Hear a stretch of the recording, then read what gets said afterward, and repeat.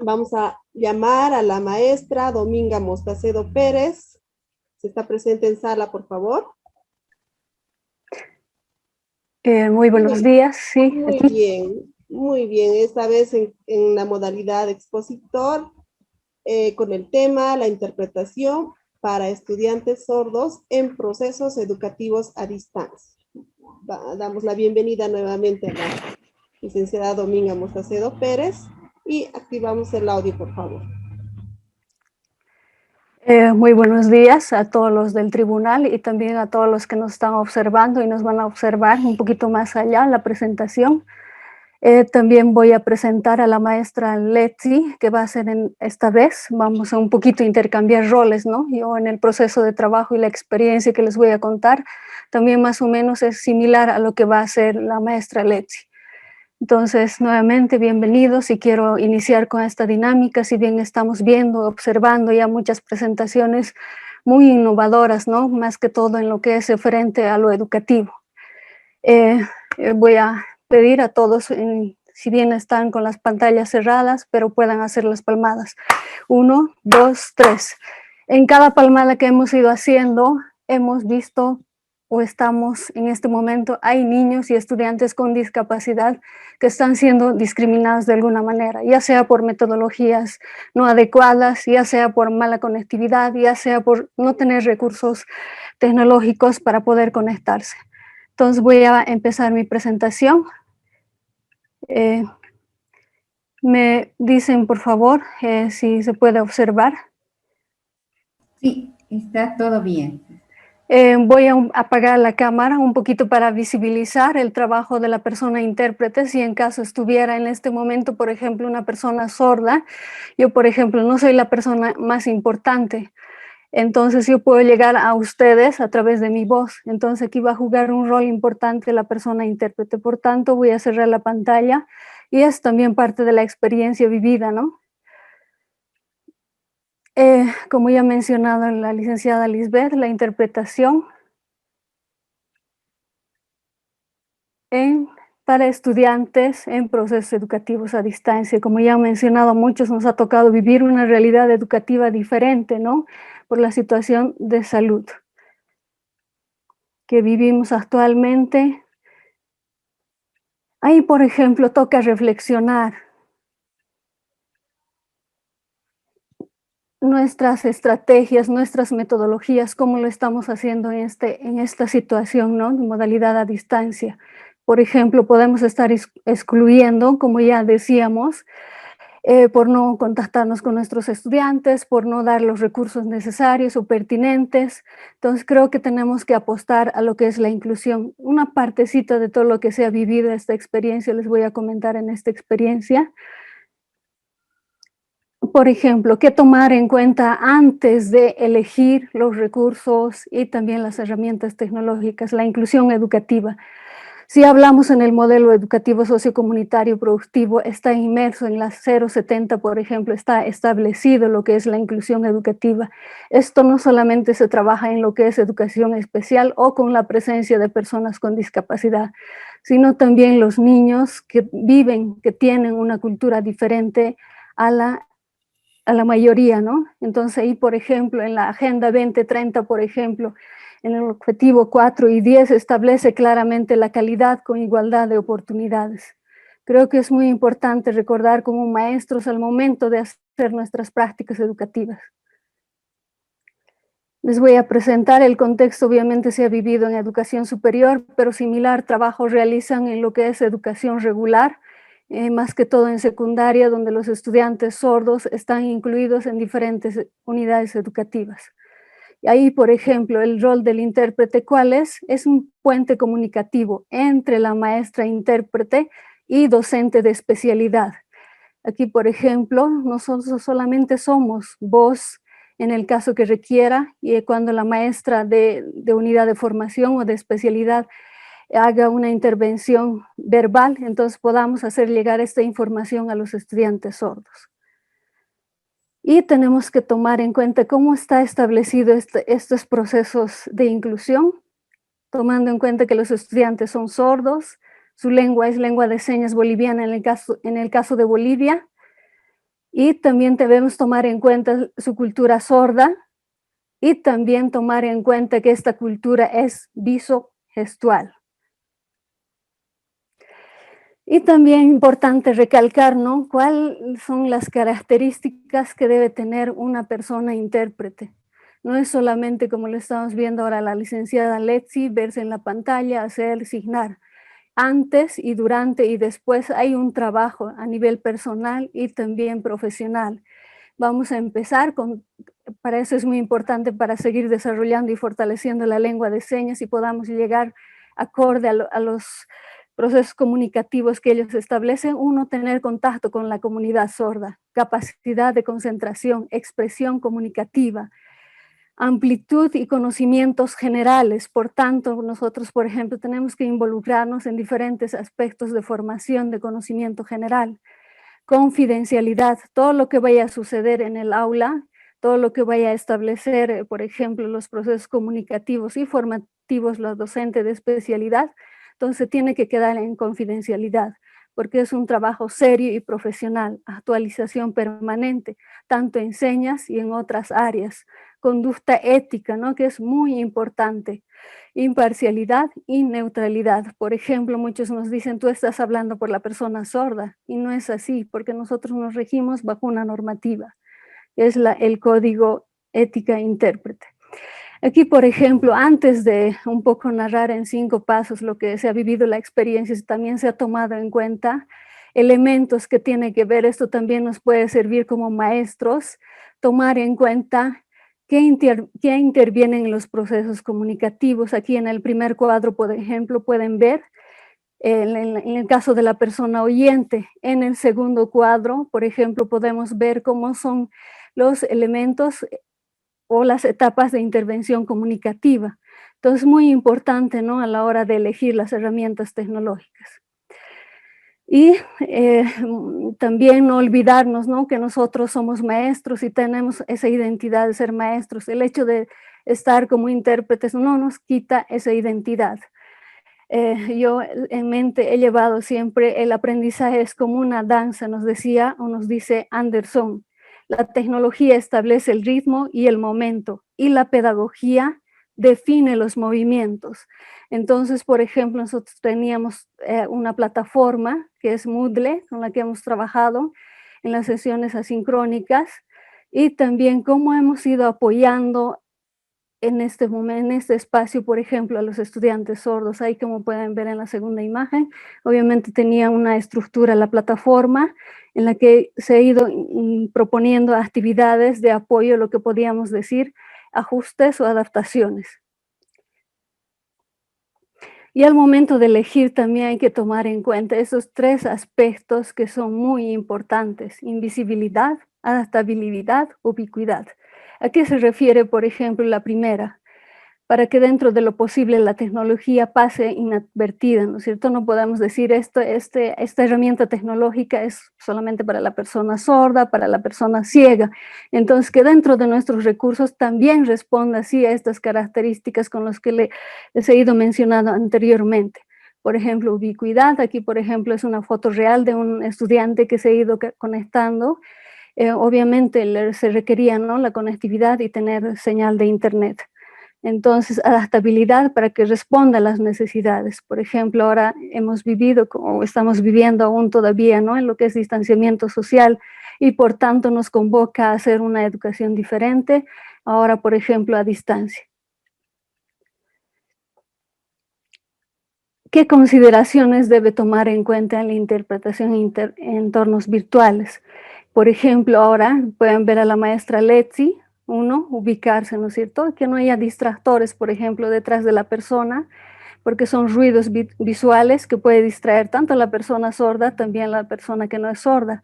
Y también en lo posible tener en lo que es un equipo, una laptop, para que se pueda visibilizar a todos los participantes, y la persona intérprete también pueda visibilizar a los estudiantes sordos cuando puedan expresar o intervenir en lengua de señas. También buena conectividad de internet y también unos auriculares para que pueda escuchar y de manera fidedigna poder hacer llegar la información en lengua de señas a los estudiantes sordos. También como inclusión y uso manejo, por ejemplo, inducción, hay que percatarnos, lo que hemos hecho es percatarnos, ¿no?, de que los estudiantes puedan conocer, y también es el uso de la plataforma Moodle y también el uso de herramientas que nos puedan permitir, por ejemplo, las sesiones sincrónicas online como es el Zoom. Por ejemplo, cómo guardar información en Google Drive, en PDF para convertir y subir a la plataforma. Y también comprimir los documentos o los materiales educativos que ellos debían cargar a plataforma.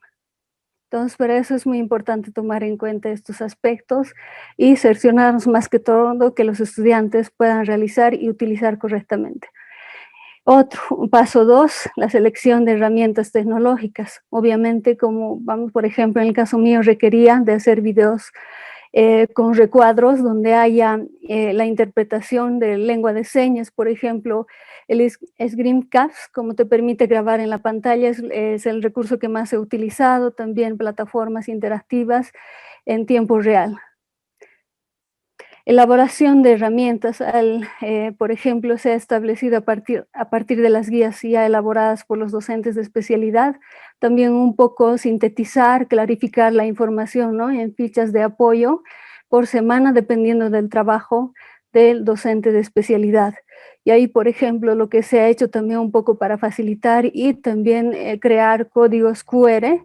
El que recomiendo es, por ejemplo, el Monkey, que nos permite crear y personalizar también la creación de códigos QR.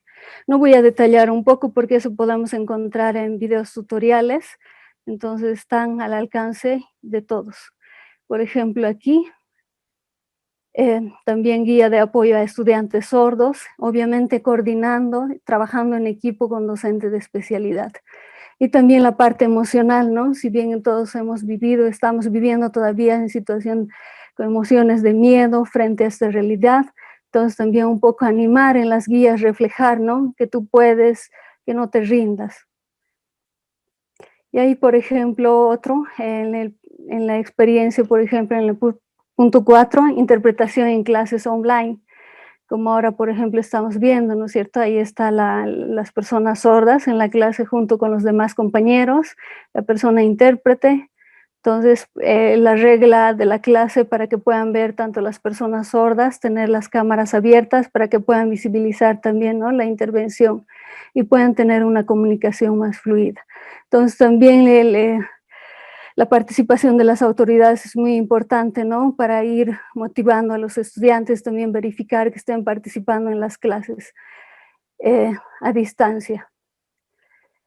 Por ejemplo, en los procesos educativos asincrónicos, en la plataforma Moodle, por ejemplo, nosotros estábamos como intérpretes en calidad de lector para que podamos verificar todos los materiales educativos que han ido cargando los docentes de unidad de formación, para poder ver, ¿no?, y también verificar que los estudiantes estén cargando correctamente todas las tareas asignadas.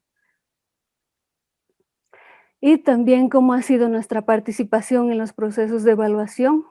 Por ejemplo, coordinar, obviamente, con el docente de unidad de formación, sugerir los ajustes en el proceso de elaboración de instrumentos de evaluación, que es muy importante, ¿no? No podemos hacer otra evaluación, pero sí podemos sugerir que las preguntas estén claras, que estén acompañadas con imágenes.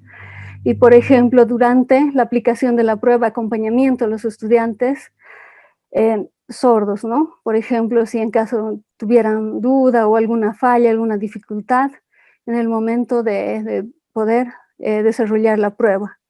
Por ejemplo, lo que se ha utilizado, las herramientas que nos brinda, por ejemplo, Moodle, Google Force, por ejemplo, en las rúbricas, ¿no?, se ha ido trabajando de manera coordinada con las maestras o los docentes de unidad de formación. Las conclusiones de esta experiencia podríamos mencionar: los recursos tecnológicos viabilizan la inclusión educativa, dan acceso y accesibilidad. Accesibilidad, por ejemplo, con la presencia de la maestra intérprete y también con los ajustes que se ha ido realizando durante el proceso educativo. Y también oportunidades de generar procesos educativos diversos y dar respuesta a las necesidades. Entonces, creo que es muy importante tomar en cuenta no solamente el caso de la maestra intérprete, también de los docentes. También otro, desarrollan procesos metacognitivos, formación para la sociedad digital. Ahora la información está al alcance de todos, pero lo que sí tenemos que educar a los estudiantes es poder elegir cuál es lo correcto, por ejemplo, no estar dando mucha información. Por ejemplo, el hecho de trabajar en estas plataformas nos permite más que todo poner, ¿no?, límites de lo que son usos positivos y negativos que nos dan las herramientas y los recursos tecnológicos. Otro, por ejemplo, facilitan procesos educativos inclusivos, toma en cuenta la diversidad. ¿Por qué? Por ejemplo, el hecho de tener plataforma en el tiempo que el estudiante quiera lo hará en menos. Por ejemplo, nos da lo que es el respeto a los estilos de aprendizaje, ritmos de aprendizaje y diversificación de los materiales educativos. Y por tanto, el desarrollo personal. Aquí, por ejemplo, podemos ver y contar con alegría también, ¿no? Las estudiantes sordas han culminado, que es muy importante el trabajo acompañado tanto de docentes de las diferentes especialidades, de autoridades. Entonces, las dificultades, ¿no?, que no superen nuestros sueños. Creo que nosotros acompañamos también los triunfos de nuestros estudiantes. Y termino con la frase muy importante y llevarlo en la mente como maestros: la educación es un acto de amor, por tanto, es un acto de valor. Entonces, quiero agradecerle su atención, también agradecer a la maestra Letzi por acompañarme en esta presentación en el proceso de interpretación.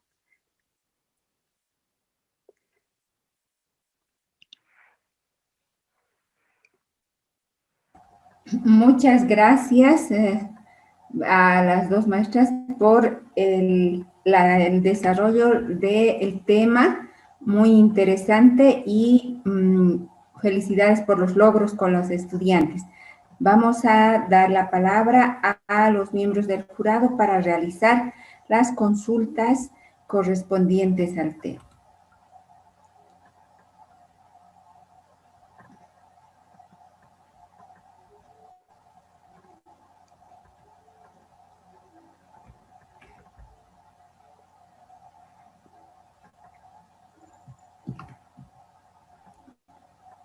Bien, profesora, la pregunta, bueno, más que una consulta, este tema de que la sistematización de toda la experiencia para poder ser replicada, para poder, es importante también ahora, ¿no?, tener esa coordinación a nivel incluso ya a través de las redes, a nivel mundial, pero claro, empezando siempre a nivel departamental, en qué posibilidades tienen ustedes de poder replicar estas experiencias, de esta sistematización, y qué bueno que la educación virtual también no sea una limitante y más bien se expanda para las personas que a veces tienen más la situación en la casa o les es más cómodo en un medio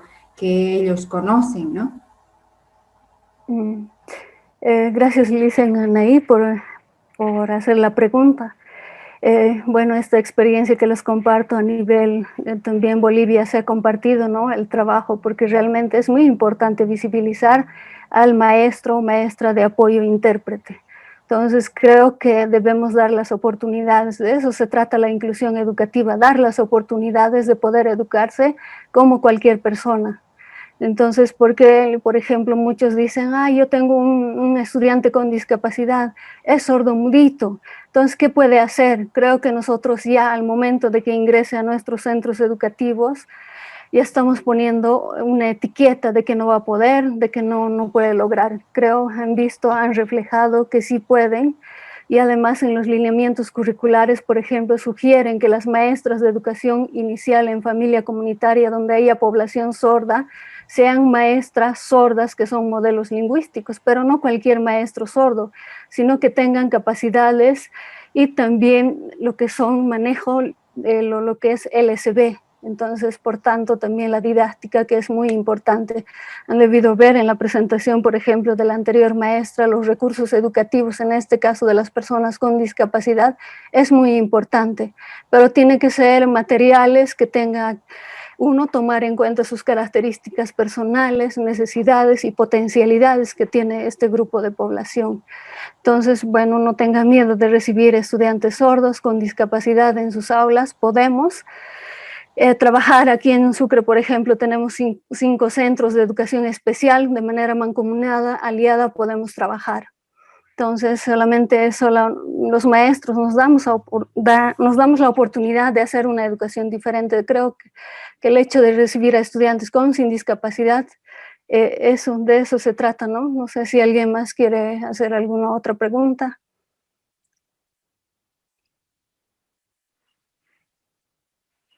Sí, yo, por favor.